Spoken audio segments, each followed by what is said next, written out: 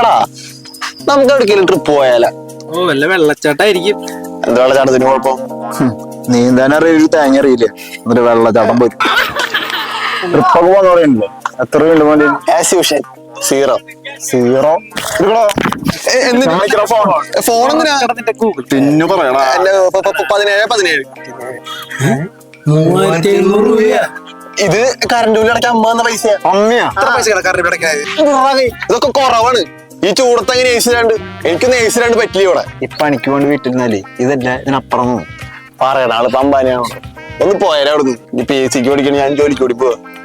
അപ്പൊ ഇത്രക്ക് ബില്ല് വരുന്നത് എനിക്കൊരു സോളർ വെച്ചൂടെ? എന്റെ വീട്ടിലുണ്ടല്ലേ.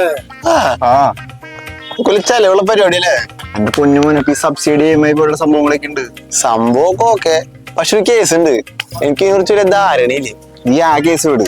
എന്റെ സ്ക്വയർ എന്റെ വീട്ടിൽ വെച്ചാണ് സ്ക്വയറാ. അവരെ വെച്ചപ്പോ നമുക്ക് തിരിഞ്ഞോക്കേണ്ട ആവശ്യം വന്നിട്ടില്ല, ഒക്കെ സെറ്റാണ്. എടാ ഇത് മാത്രല്ല, നമ്മുടെ മൊബൈലിൽ നോക്കി ഇതിനെ കുറിച്ചുള്ള എല്ലാ കാര്യങ്ങളും നമുക്കറിയാം. എത്ര യൂണിറ്റ് ഉണ്ടാക്കി, എത്ര ലാഭം കിട്ടി, ഇവ കാര്യങ്ങളൊക്കെ ഒരു അപ്ഡേറ്റഡാ. എന്നെല്ലാം വെക്കാലേ.